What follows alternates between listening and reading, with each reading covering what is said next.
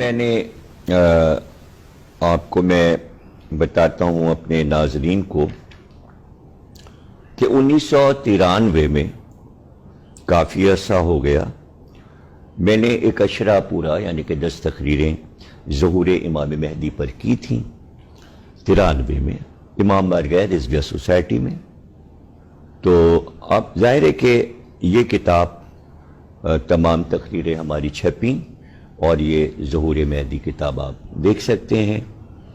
اس میں ہم نے تمام موضوعات ظہور امام مہدی کے اٹھائے ہیں آپ کے انتظار کے بارے میں، اور اس میں نے تحقیق کے ساتھ، اگر آپ اس کتاب کو پڑھنا چاہیں تو میں اپنی ہی تقریر سے اور اپنی ہی کتاب سے آپ کو حوالہ دے رہا ہوں، اس لیے کہ مجھے اتنا مواد کہیں پر جمع ایک جگہ پر نہیں ملا. اس لیے میں آپ کو بتاتا ہوں کہ یہ بات سمجھ لیجئے کہ ہر مذہب جو آسمانی ہے، توریت والا، زبور والا یا انجیل والا، یہ سب یہ کہتے ہیں کہ حضرت یہودی کہتے ہیں حضرت موسیٰ چلے گئے تو آسمانی سلسلہ بند ہو گیا، یعنی اب انسانوں کا رابطہ اللہ سے ہے ہی نہیں، اس لیے کہ وہی بند ہو گئی. اسی طرح عیسائی کہتے ہیں عیسیٰ چلے گئے، حضرت عیسیٰ اب نہیں ہے، تو اب ہمارا رابطہ اللہ سے نہیں ہے، اس لیے کہ عیسیٰ کے ذریعے رابطہ تھا. اور عیسائی حضرت محمد صلی اللہ علیہ وسلم کو بھی نہیں مانتے، اس لیے اب عیسیٰ کے بعد سے وہ یہ سمجھتے ہیں کہ کوئی رابطہ آسمان سے، عرش سے، اللہ سے، فرشتوں سے نہیں ہو سکا ہے انسان کا. اب اس کے بعد مسلمانوں کو لے لیجئے کہ مسلمانوں نے بھی یہ اعلان کیا کہ آخری وحی جب پیغمبر پر آ گئی اور آپ پردہ فرما چکے اور اس دنیا سے تشریف لے گئے، تو پوری امت جو رسول اللہ کی ہے ان کا رابطہ بھی اللہ سے ختم ہو گیا. لیکن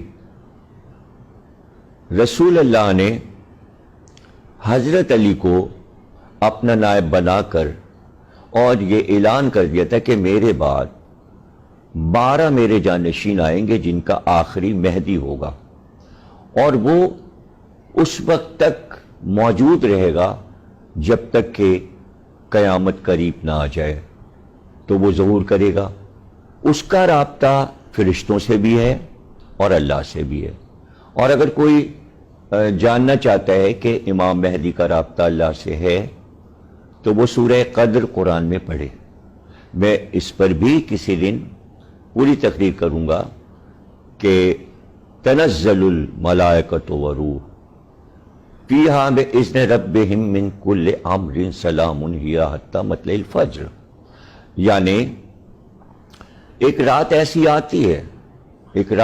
آتی ہے جسے شب قدر کہتے ہیں، اور فرشتے اور روح آسمان سے اترتے ہیں. کس کے پاس اترتے ہیں؟ اللہ کا امر لے کے اترتے ہیں، اور جس کے پاس امر اترے گا اسے صاحب امر کہتے ہیں، یعنی کہ وہ امر کا مالک ہے.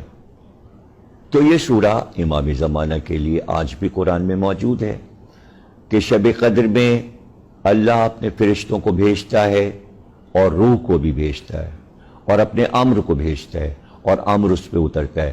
اس کے معنی امام مہدی کا اللہ سے رابطہ ہے. تو اب آپ انتظار کریں امام مہدی کا.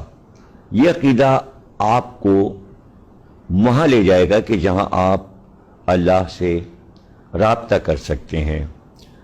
اور حضرت علی سے فرما دیا تھا سرکار نے کہ ہماری ہدایت کا سلسلہ قیامت تک جاری رہے گا.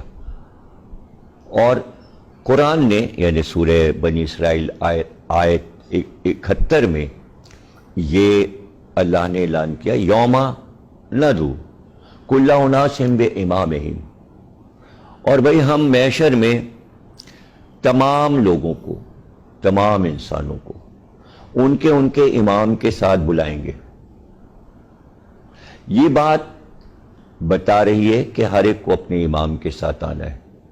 اب جو لوگ اس دور میں ہیں اور جو 256 ہجری کے بعد امام کی آمد اور ظہور ہوا ہے دنیا میں، تو 256 ہجری سے لے کے یہ 1400 سال میں سے آپ 200 سال گھٹائیں تو 1200 سال سے امام مہدی کو جو امام مان رہا ہے وہ جب محشر میں آئے گا تو امام مہدی کے پیچھے آئے گا۔ ہر امام کے دور کے انسان اس کے پیچھے آئیں گے۔ حضور سے پوچھا گیا کہ ہر قوم اپنے امام کے ساتھ آئے گی، تو آپ نے فرمایا اگر کسی نے پتھر کو بھی امام بنایا ہوگا تو وہ پتھر بھی چلتا ہوا آگے آئے گا اور اس کے پیچھے لوگ آئیں گے، اور وہ پتھر خود بول کے کہے گا کہ اس قوم نے ہمیں امام بنایا، پتھر کو امام بنایا۔ تو پھر اس سے پتھر سے بھی پوچھا جائے گا کیا تو امام ہے؟ پتھر کہے گا نہیں، ہم امام نہیں ہیں۔ تو جتنے بھی جھوٹے امام آئیں گے سب سے پوچھا جائے گا کہ بھئی تم امام ہو، ہم نے تمہیں امام بنایا؟ اللہ کہے گا ہم نے تمہیں امام بنایا؟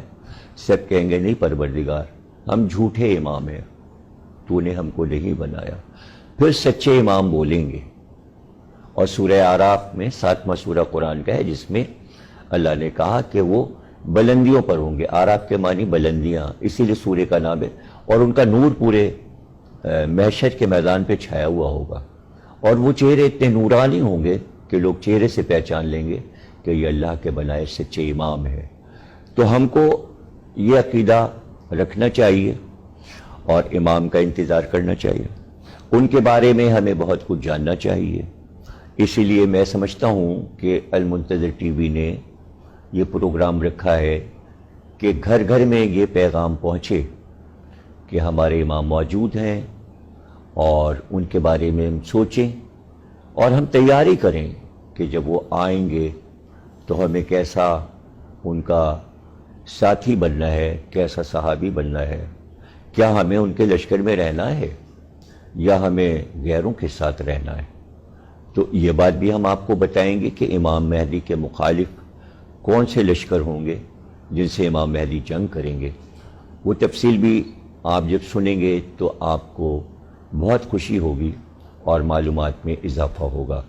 اس وقت میں آپ کو یہ بتا دینا چاہ رہا ہوں کہ ہمارا سب سے بڑا سواد اعظم مسلمانوں میں جو مسلمان موجود ہیں اہل سنت حضرات، وہ تعداد میں پوری دنیا میں سب سے زیادہ ہیں، اور ظاہر ہے کہ ان کا فیصلہ، ان کی سوچ، ان کی فکر، تو آپ یہ نہ سمجھیں کہ کوئی اقلیت والے امام مہدی کو مان رہے ہیں، بلکہ نہیں، پورا عالم اسلام مجبور ہے اس عقیدے کو ماننے کے لیے، اس لیے کہ ان کی کتابوں میں رسول اللہ کی حدیثیں موجود ہیں۔ اب اہل سنت کی نظر میں سب سے اہم کتابیں جو ہیں وہ صحاح ستہ کی ہیں۔ صحاح ستہ بڑی اہم کتاب ہے، اور اس میں سب سے اہم مسلم اور بخاری ہیں۔ تو یہ دو اہم کتابوں میں اہل سنت کہتے ہیں اگر کوئی حدیث بخاری اور صحیح مسلم اور صحیح بخاری میں نہیں ہے تو پھر وہ مستند نہیں ہے۔ تو ہم آپ کو آنے والی تقریر میں بتائیں گے کہ امام مہدی کا ذکر صحیح بخاری میں بھی ہے اور صحیح مسلم میں بھی ہے اور صحاح ستہ کی ساری کتابوں میں ہے، اور اہل سنت کی تمام کتابوں میں امام کا ذکر موجود ہے اور امام کے انتظار کرنے کا ذکر کیا گیا ہے۔ ہم اس کے بعد آپ سے پھر ملاقات کریں گے۔